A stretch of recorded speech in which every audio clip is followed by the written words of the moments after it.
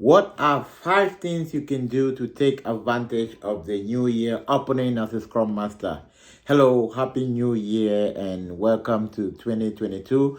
Welcome to the Safe Scrum chat room where we talk about how things happen in reality. We try to balance the difference between theory and practice, and we try to give you that real practical experience the way you will find it in the feed, not the way you will find it in the Scrum guide, not the way you'll find it on the online courses. That's the difference we create here. And if you're not part of this community yet, hit the subscribe button. Also hit that like button. I also want to see your comment coming so that I know exactly what to teach on and what to share with you. One of the things I will be addressing was also a comment that came up in one of my previous videos about the difference between theory and practice. But before we get into that, let's go into 5 main things that are going to help you take advantage of the new year job opening. It's 2022 and definitely the job market is up and many companies are looking forward to hire. Many people also have New Year resolution and they want to crush the market, which means that despite the fact that you're going to see many opening for a job, you're also going to see a very high rate of applications going in. So how can you take advantage and make sure that your not just your resume is noticeable, but that when you get called up for an interview, you're able to stay in front of other applicants? And this is where we give you the trick, the advantage in order to be able to help you move faster in your job application process. Now, the first thing I want to share with you, which is something a mistake a lot of people are making, is that you need to understand the difference between theory and practice. Scrum Master, I know you've read the Scrum Guide. I know that you have also read the Agile Manifesto. I know that you understand back to back what is written in theory. But you need to understand that there is a big gap between theory and practice. And this is the reason why you need to be able to have extra help beyond just what you write. Let me take, for instance, now, according to the Scrum Guide, right, you will understand that there are 4 major events, including excluding the backlog refinement or backlog grooming, which is your sprint planning, which is daily stand-up, sprint review, sprint retrospective, and then officially the backlog grooming has been confirmed as an official event in Scrum, so that make it like 5. Before it was still kind of more of shaky if it's a major event or not, but it's an event now. Now, in a real life, this is the way things should be done. 2 weeks start a batch, 2 weeks start a batch. But there's some organizations that are still between a waterfall and agile, and they might not really see a need to do review constantly as maybe as per every sprint. Now, that's an anti-Scrum pattern, but it does exist. And many companies that are transitioning into from waterfall to agile are going to try to interview you to see if you're flexible enough to commit to accommodate some of their excesses. What will you do if we have some of our leaders, they don't really buy fully into agile, and they feel like there are too many meetings and they want us to eliminate some of the meetings? How are you, as a Scrum Master, how are you going to help us really navigate and kind of bridge that difference, right? Now, if we go by just what is in theory, no meeting should be missed, right? Now, if you go by practice, if you understand, which is this is knowledge you can get when you're already practicing, that you can be able to help management show them the value and the goal of what the review is doing. But if they push that, no, for the meantime, we don't want to have review until we get to this phase, you can accommodate some of the excesses, but as an agile coach or as a Scrum Master, you should be able to show them what is the implication of them missing that? And this is where your role come in coaching the management. Now, and this is a question that came up with the last time that, oh, as a Scrum Master, you don't only deal with the team, you also coach the management aspect, the aspect, the Scrum guide. Yeah, that's true. But you only are permitted to deal with the management related to the product you're working on. The organization has so many levels of management at the portfolio level, at the solution level, and you cannot go and start coaching maybe the CEOs and other stuff because they're also part of management, right? So your level as a Scrum Master in coaching is the management that is related to the product you're working on. And you also have to understand that if you're working as a Scrum Master in an organization, maybe just part of that organization, maybe just one product has adopted the Agile way of working. So it doesn't mean that the entire organization is Scrum. Many organizations that are practicing Scrum, not even up to 50% of what they do is deliver using the Scrum framework. So you need to be able to understand that it's not all about Scrum when you're working in an organization, just part of your product. So don't go and say, oh, I coach the entire management, the CEO. No. In theory, Scrum Guide is going to tell you you help the management and other stuff, but in practice, when they say management, it's only related to the product you're managing. Another big gap you might see between theories and practice is the fact that only the product owner have that capacity to cancel a spring review, to cancel a spring, and it's canceled when the spring go, it's obsolete. But in some organizations, it's still a very big challenge where the management, like the product manager, can come in and interfere on the affairs of the Scrum team. And this is where you as the Scrum Master come in to protect the team. But you still need to understand that as a Scrum Master, you're reporting to the manager. So being a Scrum Master doesn't just make you like the autoton and you say, oh no, Mr. Manager, this is not what things to do. This is where you use your coaching and your negotiating power to be able to advise the difference. But all of this do happen, right? But it happens in practice.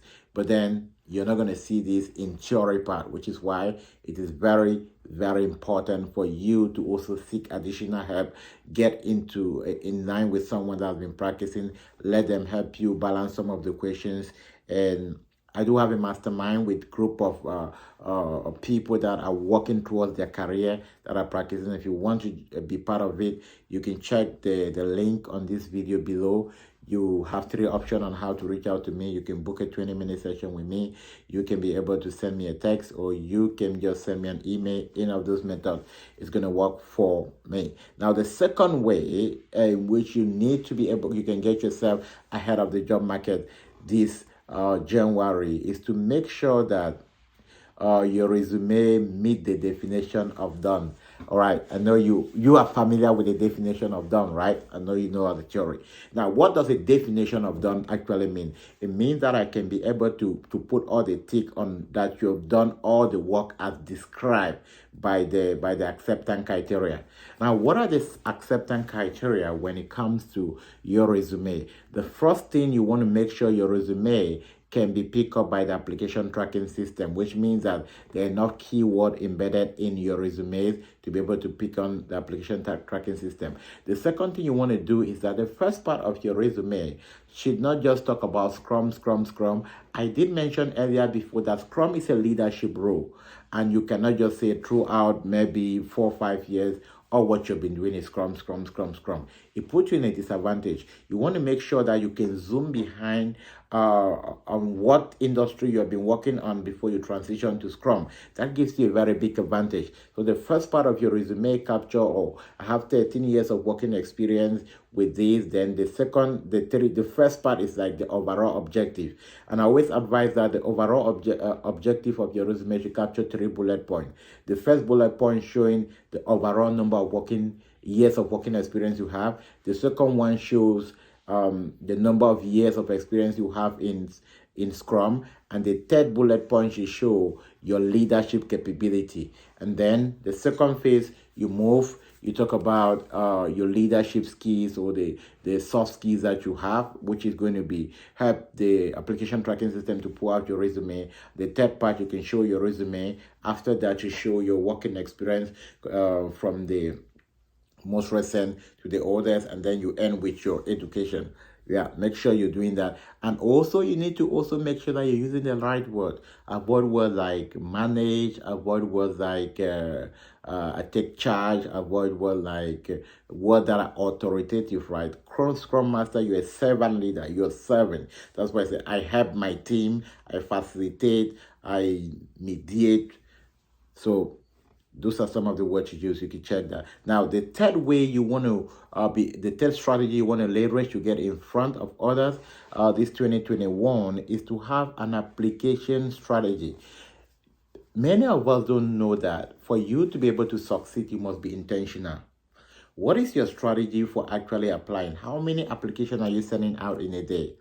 Are you doing just easy apply, or are you taking time to go into those industry and actually pull out and actually apply on their platform? Now, one of the part I'm going to recommend a lot is LinkedIn. You can be able to use LinkedIn, and LinkedIn help you to filter even up to the industry. So if you have like a health background, a background in the health industry, you can easily filter organization that are looking for Scrum Master within the health industry. LinkedIn can help you break all of that down. If you have a financial background, you can pull out maybe financial institutions that are looking for a Scrum Master. When you pull that out, my recommendation is that go to their website and apply from their website. Don't use the easy apply on LinkedIn. Those are some of the stuff we handle also on our Mastermind. And secondly, another website you want to use is DICE, DICE.com. DICE is one of the number one platform for IT, for IT jobs and other stuff. You can use DICE. But I also recommend putting your resume on Indeed and ZipRecruiters. And you want to make sure you put in an average of about 5 applications daily. If you make that a minimum, you're going to improve the rate at which you're going to get a job. Now, not only that, you need to be able to document. When you put out an application, don't just let it go. Write it down and then put the day that you want to follow up. You write it down chronologically. When you're seeing the number of applications that are going out, you'll be able to track. If you're not yet having maybe a feedback from some of those recruiters or so and getting calls, you already figure out that there's a problem going on.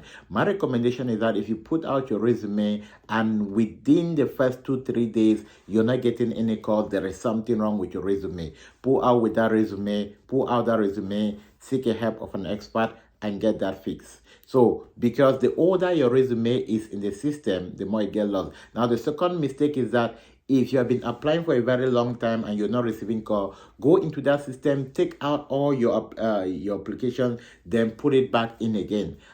How does that help you? Now, when they're doing application search, they want to look at who are the recent people in the market. Now, if your application has been in there for about 2 months or so, they say, okay, if you have been here for 2 months and you don't yet have a job, then there's something wrong. So they would not really want to pick it. So that's why you need to note the site which you're putting your application. When it's about maybe a month or so you don't have a job, go in there, pull it out, maybe tweak a bit of update, put it back in there. It's feature back as a fresh application, and you rank up in your application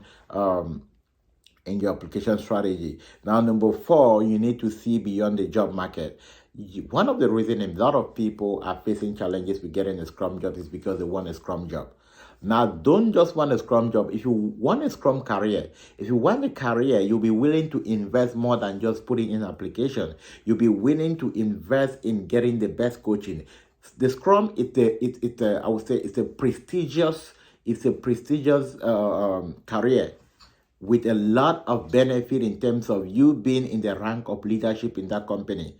You're treated in most cases as a non-exempt staff, which means that they're not monitoring you. They're treating you as a leader. You're capable to manage your own schedule. So it is worth every effort, even if you want to invest 1 or 2 years, get the right internship and get into that position. It is worth it. So don't be so much in a rush in such a way that you're jeopardizing your own chances of getting into something that will definitely make a turnaround in your own life.